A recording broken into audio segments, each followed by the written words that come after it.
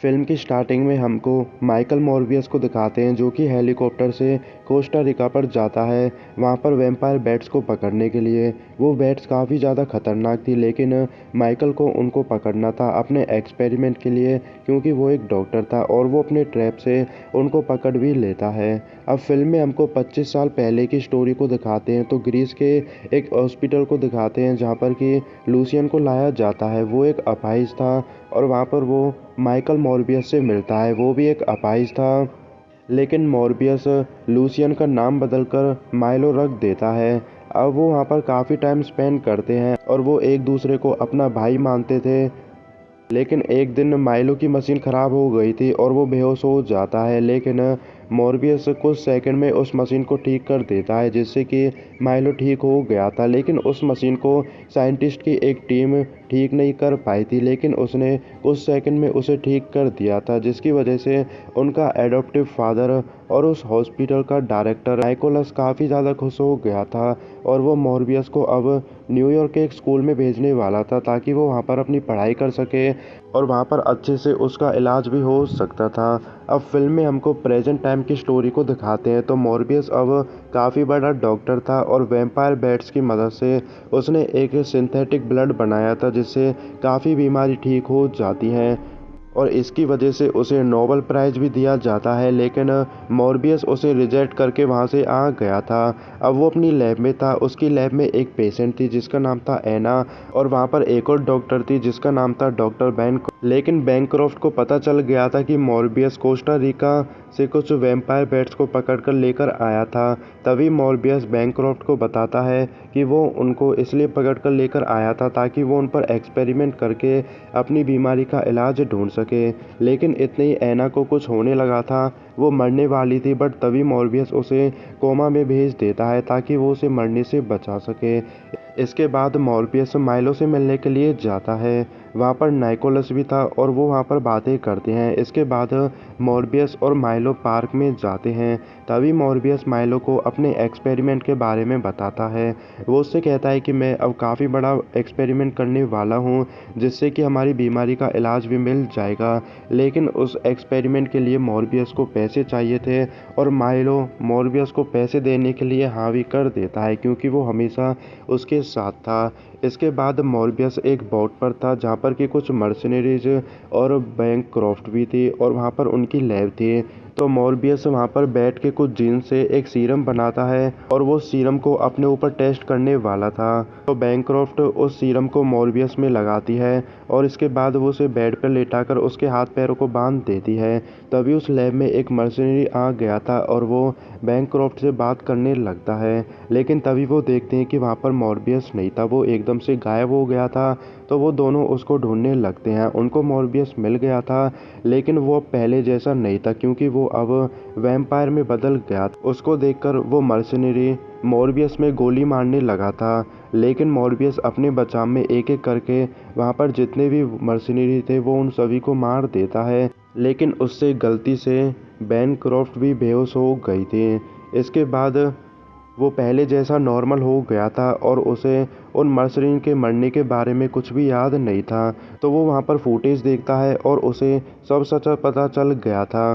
तो वो रेडियो से हेल्प बुलाता है। इसके बाद वो सीरम को लेकर बोट से चले गया था।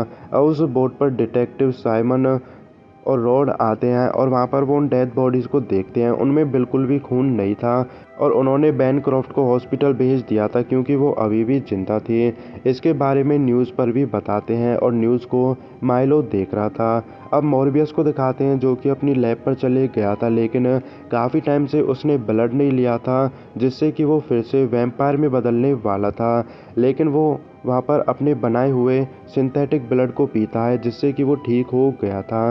तो एक्सपेरिमेंट की वजह से उसे अब टाइम टू टाइम ब्लड चाहिए था, नहीं तो वो वैम्पायर में बदल जाएगा जिससे कि वो आउट ऑफ कंट्रोल होकर इंसानों को मारने लगेगा।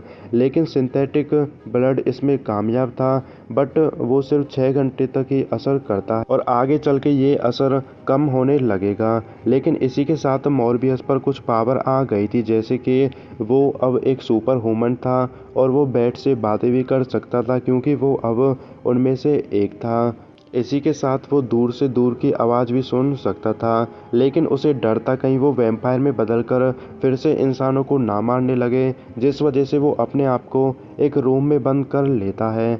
अब उसकी लैब में काफ़ी टाइम बाद माइलो आता है और वो देखता है कि वहाँ पर मॉर्बियस की हालत काफ़ी ज़्यादा ख़राब थी, क्योंकि उसे काफ़ी टाइम से ब्लड नहीं मिला था और वो वैम्पायर में बदलने लगा था। तभी वो माइलो से उस सिंथेटिक ब्लड को मांगता है और माइलो ने मॉर्बियस को ब्लड को दे भी दिया था। मॉर्बियस जैसे उस ब्लड को पीता है वो पहले जैसा ठीक हो गया था। तभी माइलो देखता है कि मॉर्बियस पूरी तरह से ठीक हो गया था, यानी कि अब वो अपाहिज नहीं था, और वो मॉर्बियस से उसी सीरम को मांगता है जिससे कि वो ठीक हुआ था।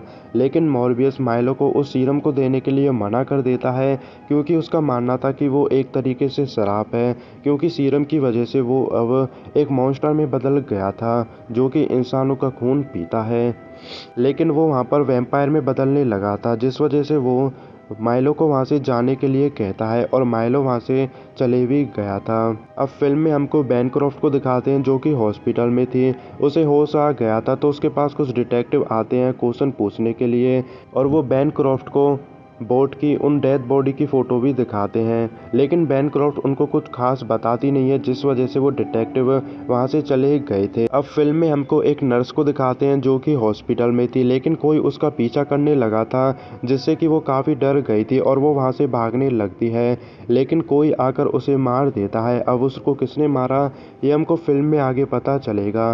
तो जैसे उस नर्स की डेथ के बारे में मॉर्बियस को पता चलता है, वो उसके पास उसकी बॉडी को आकर देखता है और हमें पता चलता है कि उसकी बॉडी में बिल्कुल भी ब्लड नहीं था, और ऐसे सिर्फ मॉर्बियस ही मार सकता। तो मॉर्बियस को भी लगने लगा था कि उसने आउट ऑफ कंट्रोल होकर उस नर्स को मार दिया होगा, तो वो वहाँ से चले जाता है। अब इसके बाद डिटेक्टिव मॉर्बियस से मिलते हैं और वो उससे क्वेश्चन पूछने लगे थे, लेकिन तभी उन डिटेक्टिव को उस नर्स की डेथ के बारे में पता चलता है। उनको लगने लगा था कि उसको मॉर्बियस ने मारा है, तो वो उसे अरेस्ट करने वाले थे, लेकिन मॉर्बियस वहाँ से भागने लगा था। लेकिन जैसे वो बिल्डिंग के ऊपर जाता है, डिटेक्टिव साइमन ने उसको पकड़ लिया था। अब वो अपनी जेल में था।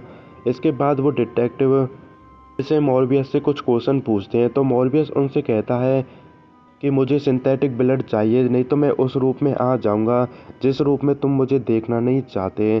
तो वो डिटेक्टिव उसे ब्लड नहीं देते हैं और वो वहाँ से चले गए थे। इसके बाद उसके सेल में माइलो मिलने के लिए आता है। वो उसका लॉयर बनकर वहाँ पर आया था और वो उसके लिए ब्लड भी लेकर आता है। वो उससे कहता है कि तुमको अपनी पावर यूज़ करके यहाँ से जाना होगा।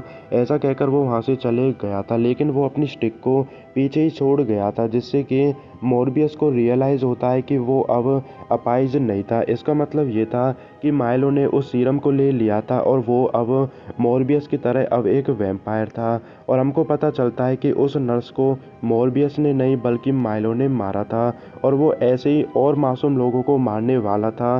तो मॉर्बियस को उसे रोकना था और वो उस ब्लड को पीकर सेल को तोड़कर माइलो को रोकने के लिए वहाँ से चले गया था। वो अपनी पावर यूज़ करता है माइलो को ढूंढने के लिए, और वो उसके पास भी पहुँच गया था। वहाँ पर जाकर वो माइलो को धमकाने लगता है, कहता है कि तुमने मासूम लोग की जान ली है और तुम्हें वो सीरम नहीं लेना चाहिए था। लेकिन माइलो को इस पर बिल्कुल भी पछतावा नहीं था और वो और लोगों को मारने वाला था, जिस वजह से मॉर्बियस उससे लड़ने लगा था। वहाँ पर उन दोनों की लड़ाई होती है। लड़ते हुए वो सबवे पर पहुँच गए थे और माइलो वहाँ पर कुछ और ऑफिसर को मार देता है, लेकिन मॉर्बियस एक ट्रेन की पावर से वहाँ से भाग गया था, क्योंकि वो माइलो से अभी लड़ना नहीं चाहता था। वो ये सब रोकने का इलाज ढूंढने वाला था।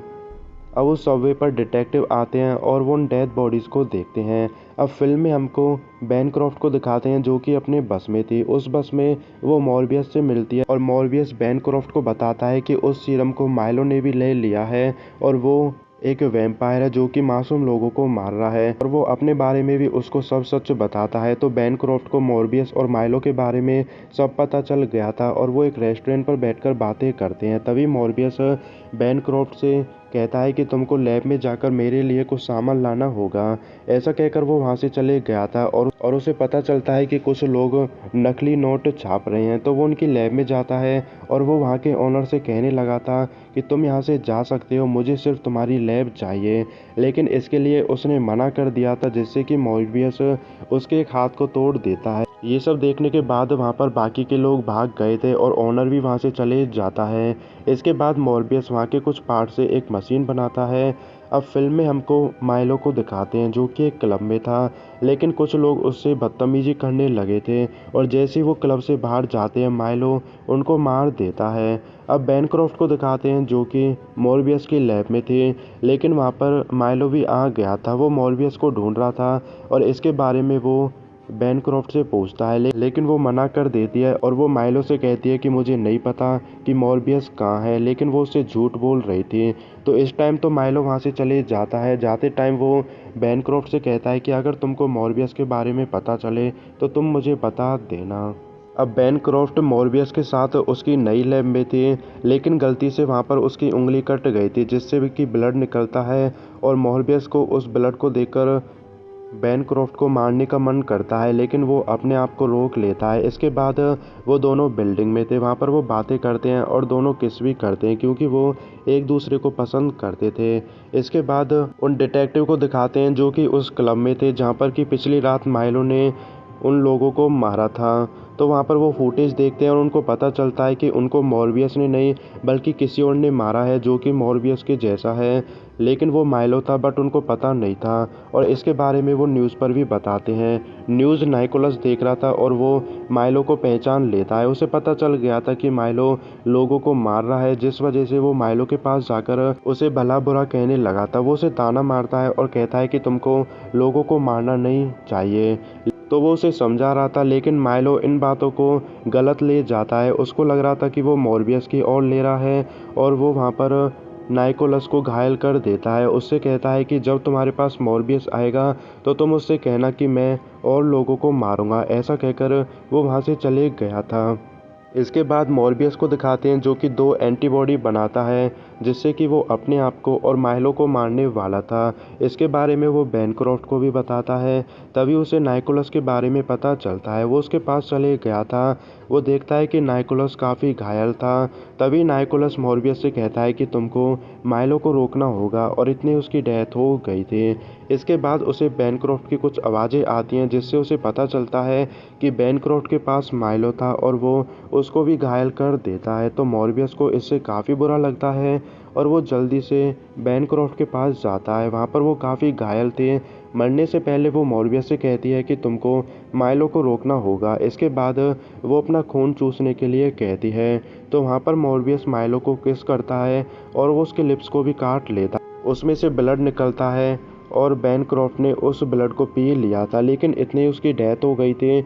तो मॉर्बियस को इससे काफ़ी बुरा लगता है, लेकिन इसके बाद वो उसकी बॉडी से सारे खून को पी लेता है। अब इतने ही वहाँ पर माइलो आ गया था, तो उन दोनों की वहाँ पर लड़ाई होने लगी थी और वो लड़ते हुए टनल में पहुँच जाते हैं। लेकिन माइलो काफ़ी ताकतवर था जो कि मॉर्बियस को घायल कर देता है। लेकिन इसके बाद मॉर्बियस अपनी पावर से वहाँ पर वैम्पायर बैट्स को बुलाता है और वहाँ पर काफ़ी तादाद में वैम्पायर बैट्स भी आ गई थी जो कि माइलो को पकड़ लेती हैं। इसके बाद मॉर्बियस माइलो में उस एंटीबॉडी को लगाता है जिससे कि उसकी डेथ हो गई थी। इतने ही उस टनल के पास पुलिस आ जाती है और वहाँ पर वो डिटेक्टिव भी थे, लेकिन उस टनल के अंदर से वैम्पायर बैट बाहर निकलती हैं। उनके चलते मॉर्बियस भी वहाँ से बाहर चले गया था। अब फिल्म में हमको बैनक्रॉफ्ट को दिखाते हैं जो कि मर गई थी, लेकिन वो दोबारा से ज़िंदा होती है क्योंकि अब वो मॉर्बियस की तरह एक वैम्पायर बन गई थी। अब फिल्म में हमको क्रेडिट के बाद एंड्रिया टूम्स को दिखाते हैं जो कि दूसरी यूनिवर्स से गलती से मॉर्बियस की यूनिवर्स में आ जाता है। अब वो मॉर्बियस से मिलता है और कहता है कि मुझे नहीं पता मैं यहाँ पर क्यों आया, मुझे लगता है कि स्पाइडरमैन की वजह से मैं यहाँ पर आया हूँ।